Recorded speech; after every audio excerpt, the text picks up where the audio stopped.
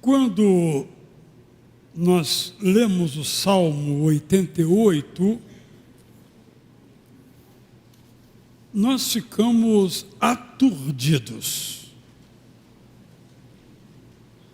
Porque o Salmo 88 é o registro de uma condição de vida da mais profunda e completa depressão. Não há nesse Salmo 88 nenhuma palavra de alento ou de esperança. Inclusive, ele termina assim: não tenho ninguém, nem amigo, nem parente, nem colega para me ajudar. Por isso esse salmo ele é chamado de o Salmo da Depressão. Quando nós vamos lendo, nós esperamos que tenha uma frase em algum lugar, ou no finalzinho, como por exemplo temos no Salmo 13, que pergunta até quando, mas ele termina, mas eu confio. Ou Abacuque 3, a dificuldade é essa, aquela, mas eu exulto. O 88 não tem nada.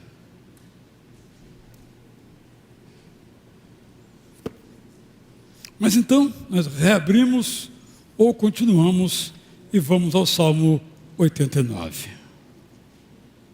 E o Salmo 89 é um salmo que registra o outro sentimento totalmente oposto do autor anterior e agora então para esse autor. O Salmo 88 é o salmo da escuridão, da depressão, da tristeza, do tempo sombrio. E graças a Deus que esse salmo está aqui. Porque nós também passamos por isso na vida. Nós também vivemos na escuridão. Nós também lidamos com problemas insolúveis. Nós também enfrentamos diagnósticos com baixa perspectiva de sobrevivência. Nós também somos alvos da injustiça, da maldade, da violência humana. Mas a Bíblia não é só o Salmo 88. E a nossa vida não é apenas o Salmo 88. Ele é também o Salmo 89. Nele nós lemos, por exemplo, sempre cantarei, ó Deus eterno, que és compassivo. Bem diferente do salmo anterior. O verso 5 diz: o céu mesmo celebra as maravilhas que fazem, ó Deus eterno. Todos que te amam cantam a tua graça. Ó onipotente Deus eterno, há alguém que faça o que fazes?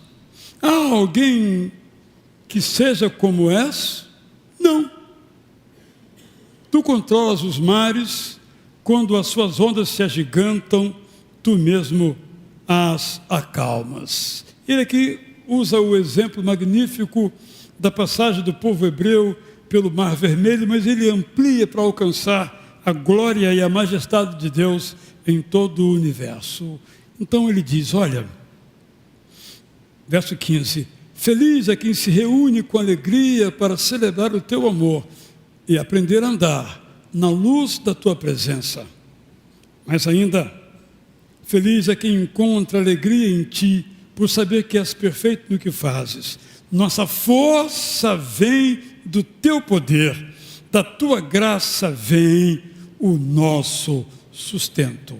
Eu poderia ler outros versos deste salmo, mas eu termino apenas com o verso 52. Exaltado sejas para sempre, ó Deus eterno. Amém e amém. Deste encontro, confronto, eu quero dizer algumas frases apenas. A primeira é que a Bíblia é a história demonstrada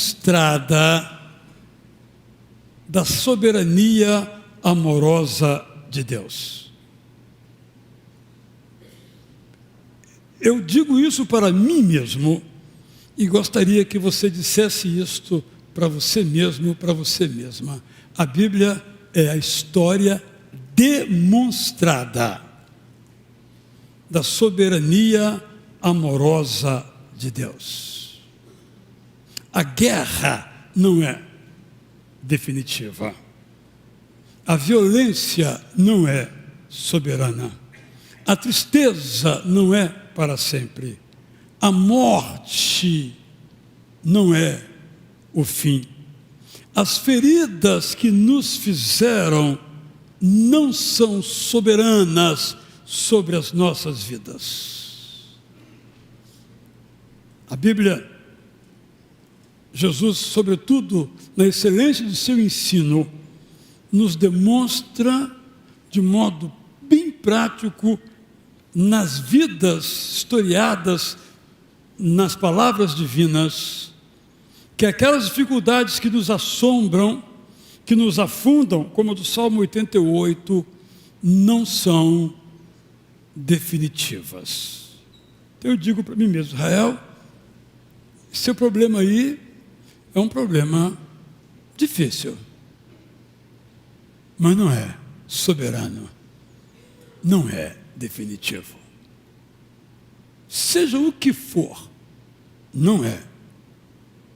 Porque a Bíblia então nos ensina, é a segunda parte que quero trazer, que nós podemos viver de um modo bíblico, no sentido de viver aquilo que a Bíblia demonstra nas suas páginas. Como é que nós vivemos nessa perspectiva de a Bíblia ser o livro da soberania amorosa demonstrada de Deus? Acontece quando aprendemos, quando o amor de Deus é definitivo. Às vezes, nós, por razões alguma,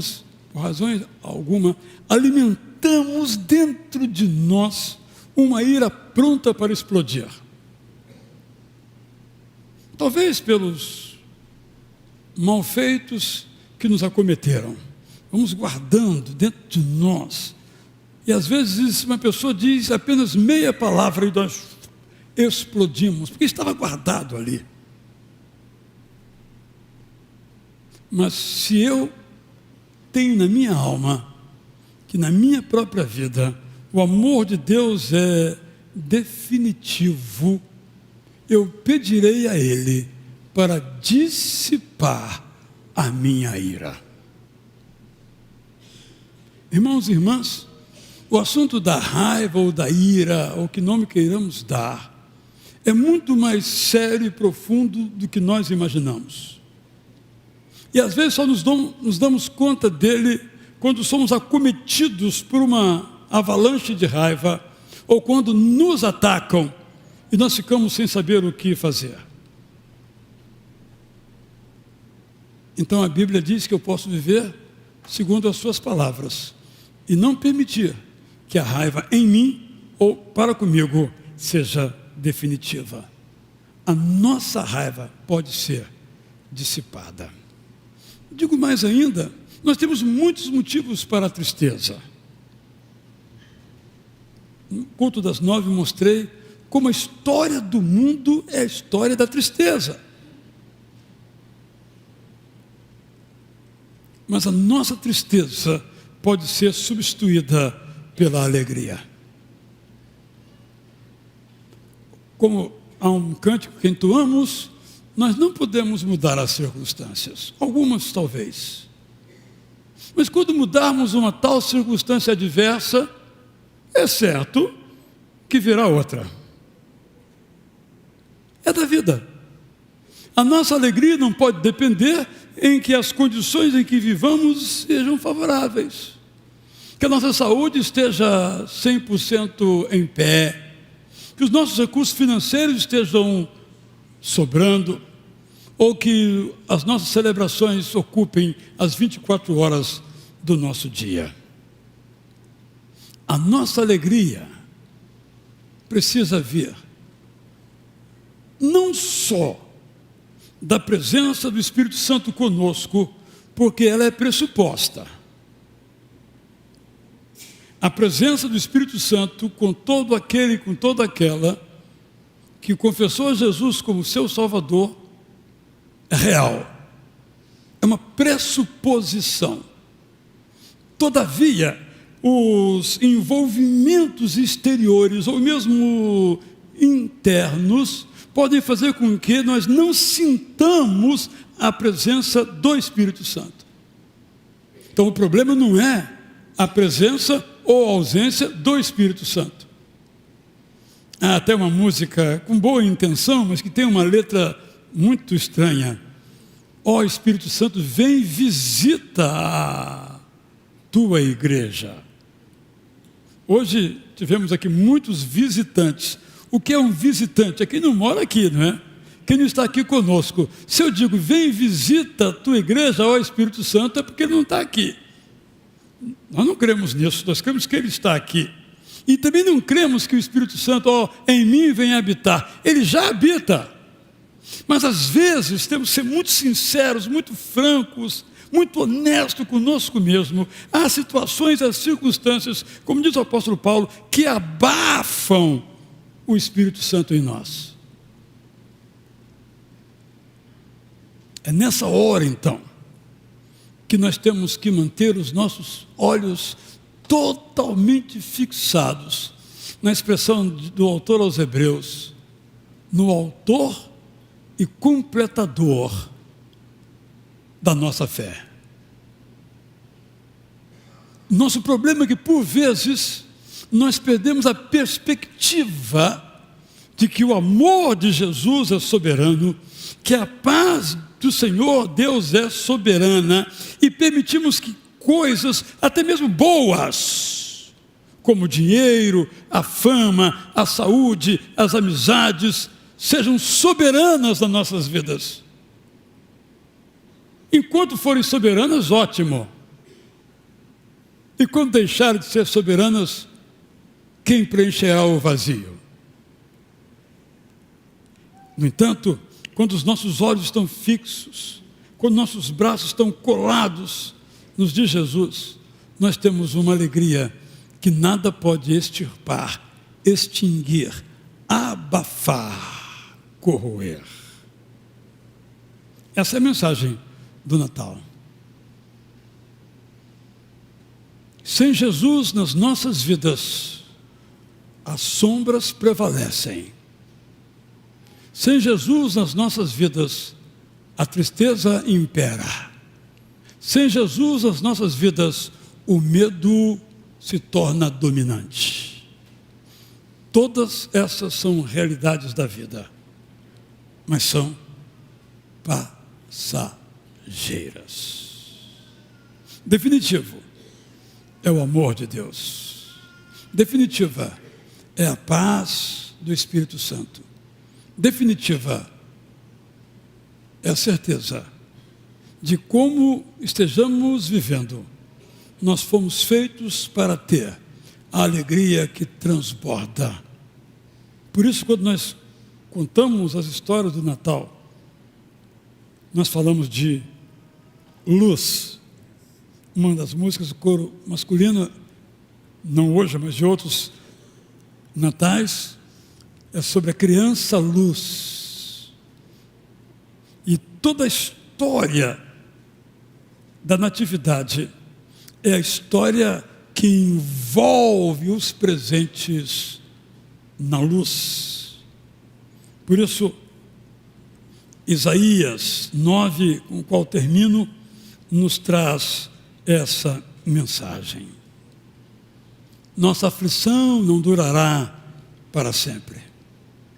Na experiência do poeta século VIII a.C., até agora temos vivido na tristeza da escuridão por nos termos distanciado do Deus eterno. Aproxima-se, no entanto, o tempo da luz. Depois da noite, o sol raiará. depois da noite o sol raiará. E o poeta, profeta, vai prosseguindo e então diz, ele fala algo no futuro, e agora ele já usa o verbo no passado. E tudo isso aconteceu porque um menino nos nasceu como um filho há muito tempo esperado. Há muitas pessoas esperando ainda Jesus nascer. Mas a Bíblia detalhadamente registra que ele já nasceu. E porque ele já nasceu, nós podemos experimentá-lo como alguém que tem poder para nos guiar.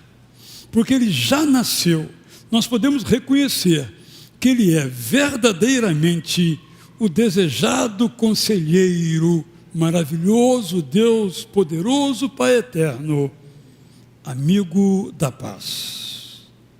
Então nós sabemos que ele tem todo o poder para estabelecer a paz completa para nós e para toda a humanidade. E quando ele chega também junto a justiça e a igualdade.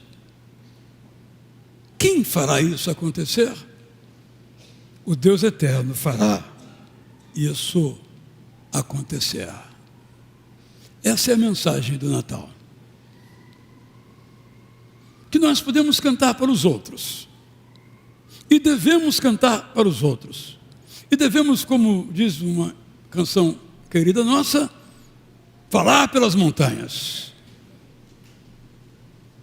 Mas, além de ser uma mensagem para os outros, é uma mensagem para mim. Como você, eu também tenho problemas. Mas eles não são definitivos. São passageiros. Por quê? Porque o Deus eterno assim o diz. É por isso que eu amo os capítulos 52, 53 de Isaías, talvez os mais lindos de toda a Bíblia. Porque mostra com muita perfeição Deus se envolvendo conosco para nos levar ao lugar que Ele quer nos levar, que é a certeza do amor dEle, definitivo para conosco. Ó Deus, que alegria saber que apesar das feridas que nos fizeram, das mágoas que nos legaram, apesar dos riscos que corremos andando pelas ruas ou mesmo em nossas casas, apesar das enfermidades que nos acometem a nós ou aos nossos queridos, há uma verdade absolutamente imutável que o nascimento de Jesus nos recorda: tu te importas conosco. Um dia te fizeste tão pequeno como nós somos, para que sejamos tão grande como tu és. Damos-te graças, porque em Jesus e através de Jesus, tu nos fizeste todas essas coisas. Assim, nós oramos em nome de Jesus. Vamos então